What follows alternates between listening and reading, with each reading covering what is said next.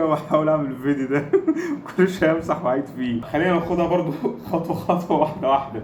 اولا انا كنت بحاول ان انا اتعلم حرف الف، ده اول حرف في الابجديه اللي احنا عارفينها العربيه، اول حرف في الابجديه الانجليش A. لكن اللغه المصريه القديمه مش ابجديه محدوده بعدد حروف معين بس، وده يرجع لنشأة اللغة المصرية القديمة ونشأة اللغات اللي أبجديتها محدودة دي. فأنا هنا مضطر إن أنا أتكلم عن نشأة اللغات دي بطريقتين. يا إما الناس في مكان معين بيعملوا أصوات أسامي للحاجات اللي حواليهم، أصوات للأفعال، الصفات، وبعد كده يبدأوا يرسموا الحاجات دي، وممكن بعدين يبسطوا الرسومات دي ويعملوا منها خطوط كتابة. ده اللي كل اللغات الأساسية الأولية اللي اتعملت من الصفر عملوه.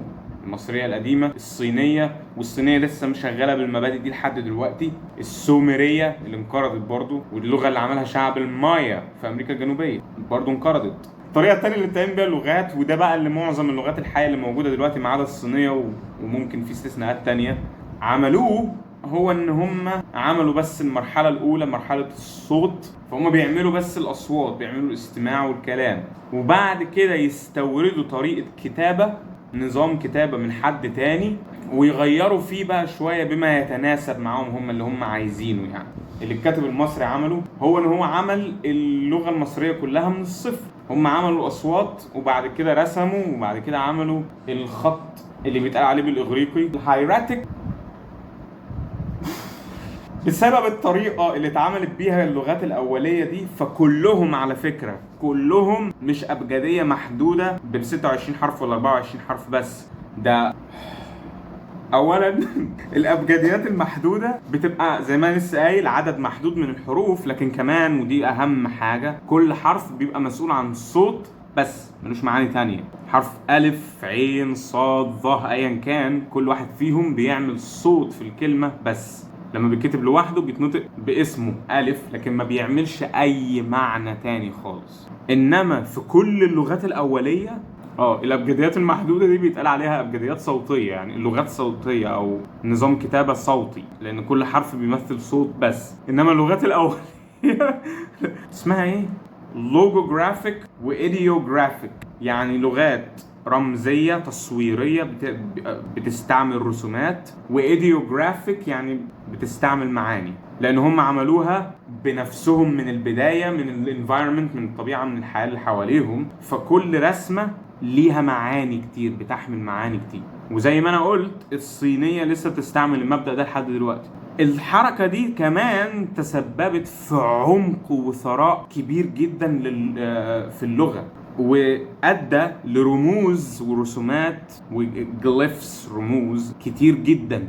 مش الكاتب مش محتاج، او بالاخص الشعب، يعني المتخصص في اللغة حاجة والشعب حاجة تانية. عامة الشعب مش محتاجين يتعلموا كل الرموز دي علشان يفهموا ويعرفوا يتكلموا ويعرفوا يقروا ويكتبوا، لكن كانوا بيتعلموا اكتر بكتير من مجرد 23 حرف. كانوا بيتعلموا بتاع تقريبا، اظن في الصين محتاجين 3000 ل 4000 رمز نتعلمهم، مع ان اللغة الصينية والرموز الصينية برضو على حد علمي وصلوا بتاع 80,000 او 100,000 رمز. الحركة دي بسبب كتر الرموز وإنها كلها بتمثل معاني لحاجات، سواء بقى معاني لأشياء أو لمفاهيم أو لأفعال أو لصفات. فده بيؤدي كمان لزيادة نسبة ذكاء الناس اللي بتتعلم اللغات دي، لانه بيخليك تفكر اكتر. وكمان لما بنبص على اللغه، لما نيجي نقراها بنشوف المعاني والافكار، مش بنسمع اصوات بس. احنا لما نيجي نقرا عربي او نيجي نقرا انجليش، العقل جوه هنا بنسمع الصوت، صوت الحروف دي. انما لما بنقرا الرموز والرسومات اللي بتمثل معاني، مش عارف اشرحها ازاي، بس بنحس بالمعاني دي وبنفهمها بشكل اكبر، بنشوفها.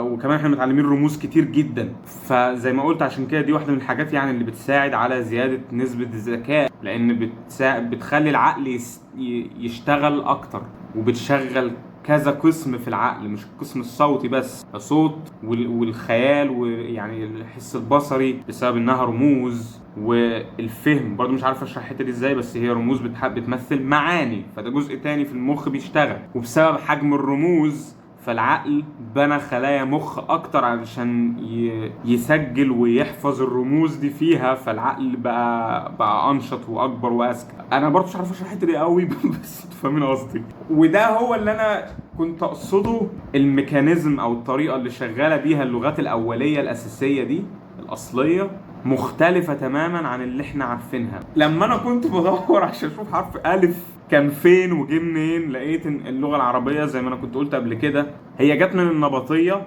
والنبطيه هي والعبريه جم من الاراميه، اللي جت من الفينيقيه، اللي جت من ابجديه بقى، اول ابجديه محدوده في التاريخ على حد علمي، السينائيه الاولى. والفينيقيه بالمناسبه هي برضو اللي جت منها الاغريقيه اللي ادت لكل اللغات اللي في اوروبا منهم الانجليش. السينائيه الاولى هي جت من المصريه القديمه، بس حصل فيها تغيير شويه، لان كان في ناس من الشام وشبه الجزيره العربيه شغالين مع المصريين في منطقه سيناء، كانوا تاني عندهم لغتهم هم الصوتيه لوحدهم مختلفه عن اللغه المصريه، بس ما كانوش بيكتبوها، فكانوا عايزين يكتبوها. فلما شافوا الهيروغليفز الرموز المقدسه اللي عندنا، خدوا بعضها اللي فيه الصوت اللي هم عايزينه وراحوا محولين الصوت بتاعه لحاجة واحدة بس. يعني خدوا مثلا راس الطور في الرموز المقدسة، واحنا هنا في مصر كنا بننطقه كا او كا. طبعا المنطقات دي على النت مكتوبة، مفيش حد عارف اجدادنا كانوا بالظبط بينطقوا الحاجات دي ازاي. المهم خدوه، تجاهلوا النطق بتاعنا اللي بيبدأ بكاف ده سواء كا او كا، قالوا على نفس الرمز ده الكلمة اللي عندهم هم لراس الطور اللي هي بقى كانت قريبة من ألف أو أليف حاجة مشابهة لكده، وعملوا نفس الحركة دي مع الكام رمز المقدس التانيين اللي خدوهم، وبقوا بيرسموهم برضو بشكل أبسط سنة من الرموز المقدسة عندنا.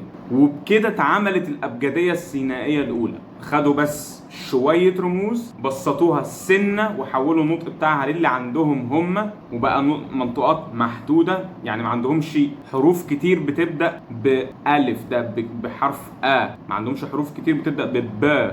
خدوا بس بر اللي عندنا اللي هو كان رمز المنزل البيت، وكلمة بيت جاية بقى من لغتهم هم، اطلقوها على نفس الرمز ده وعملوا منه رسمة ابسط سنة، وبقت الرسمة دي اسمها بيت. ولما بتيجي في كلمة بيكتبوها جوه كلمة بتعمل صوت ب بس، مش بتعمل صوت بيت. وعلى حد فهمي لما الابجدية دي راحت فينيقيا اتبسطت اكتر، وبقى كل حرف برضو اسمه الف وبيت، ونفس الابجديه دي هي اللي ادت للاغريقيه اللي عملوا الفا وبيتا. واصلا كلمه الفا بيت جت بسبب الحركه دي، بسبب الفا بيتا. وكلمه ابجديه جت بنفس الكلام برضو، عشان اول شويه حروف في الاراميه والنبطيه كانوا الف ب ج د ه واو زين، ابجد هوز ابجديه. المهم في الفينيقية حرف أليف اتبسط أكتر لكده، وده أدى للإغريقية ألفا اللي بعد كده أدت للاتيني والإنجليش حرف A اللي احنا عارفينه دلوقتي.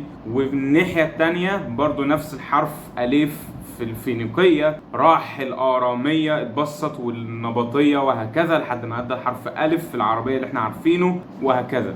أظن كده بقى هنرجع للفيديو القديم اللي بتاعنا. يعني علامة المية عندنا مثلا كانت صوتها في الكلمات اللي هو الصوت بس، هسيبنا من المعاني دلوقتي، الصوت بس كان صوت ن اللي هو صوت النون يعني، بس هم خدوا الشكل وسموا المية بالكلمة اللي عندهم هم اللي هي ميم او ماء او مياه او مية حاجة زي كده برضو. وبقت الموجة دي هي اللي ادت لحرف ام في الانجليش بعدين، واللي برضو ادت للارامية ثم النبطية ثم العربية عملت حرف الميم. فالحركة دي عموما هي اللي ادت لوجود كل الابجديات المحدودة في اللغات الحية اللي احنا عارفينها دلوقتي في اوروبا وافريقيا وشبه الجزيرة العربية والاماكن التانية اللي خدت من الانظمة دي. يعني هي زي ما تقول كده حصلت صدفة او احتياج. كل ده انا بحاول بس اوصل يعني انا لوحدي كنت بحاول شخصيا اوصل لاول حرف عندنا. طلع احنا مش عندنا اصلا اول حرف، احنا عندنا طلع الموضوع مختلف واكبر من كده بكتير، ومحتاج بقى نتعامل معاه بوجهة نظر مختلفة خالص، الميكانيزم مختلفة وصعب، بس ده اللي بيؤدي لغنى وثراء زي ما قلت كبير جدا وحرية في اللغة،